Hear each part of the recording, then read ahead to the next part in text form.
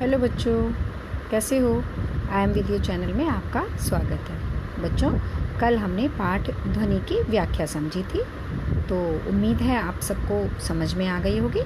ठीक है, तो आज हम इसके प्रश्न उत्तर करेंगे। ठीक है बेटा, देखिए ज़रा, कवि को ऐसा विश्वास क्यों है कि उसका अंत अभी नहीं होगा, है ना? तो उत्तर क्या है? कवि को अभी अपने लक्ष्य को प्राप्त करने की आशा है। अभी उसमें युवाओं को जागरूक कर परिवर्तन लाने की शक्ति विद्यमान है, इसलिए उसे विश्वास है कि उसका अंत अभी नहीं होगा। क्योंकि हमने व्याख्या में पढ़ा था ना कि अभी तो उसके अंदर एक लालसा जागी है, एक उद्देश्य आया है कि भाई मुझे सबको जागरूक करना है, युवा वर्ग को। तो अभी तो उसके अंदर वो शक्ति है, तो इसलिए उसको विश्वास है कि उसका अंत अभी नहीं होगा। दूसरा प्रश्न है, फूलों को अनंत तक विकसित करने के लिए कवि कौन कौन से प्रयास करता है? तो आपने देखा ही था कि कौन कौन से प्रयास करते हैं वो। तो फूलों को अनंत तक विकसित करने के लिए कवि अपने कोमल कर कमलों के स्पर्श का सुख देगा। ठीक है, उनके आलस्य को खींचकर अपने जीवन के अमृत को प्रसन्न भाव से उन पर सींचने का प्रयास करता है। अपने जो उसके कविताएं हैं या अपना जो सुख है वो उनको देकर, उनके साथ बांटकर उनके अंदर प्रसन्नता का भाव उन पर डालते हैं। ठीक है, कवि पुष्पों की तंद्रा और आलस्य से दूर हटाने के लिए क्या करना चाहता है?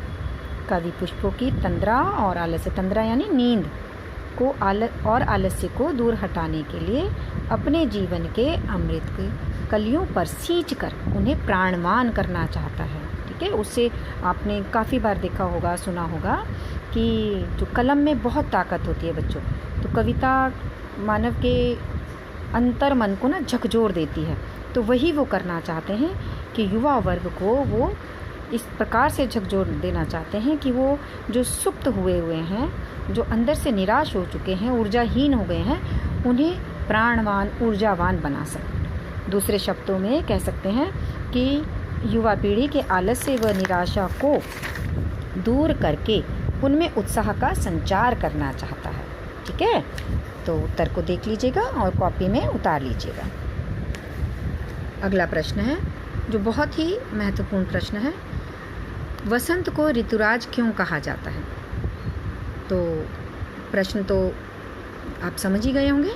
उत्तर किस प्रकार लिखना है कि वसंत को ऋतुराज क्यों इसलिए कहा जाता है क्योंकि वसंत ऋतु सबसे अधिक मनमोहक होती है। व्याख्या के समय भी मैंने बताया था आपको, तो यही उत्तर में लिखना है।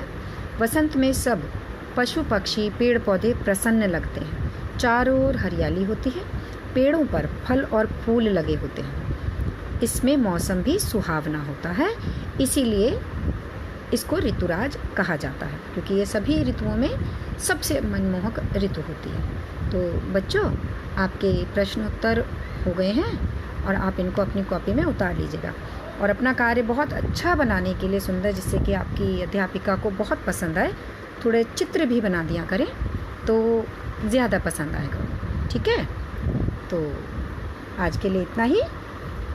अगली बार आपके लिए अगला पाठ लेकर आऊँगी। ठीक है, धन्यवाद, अपना ध्यान रखिएगा।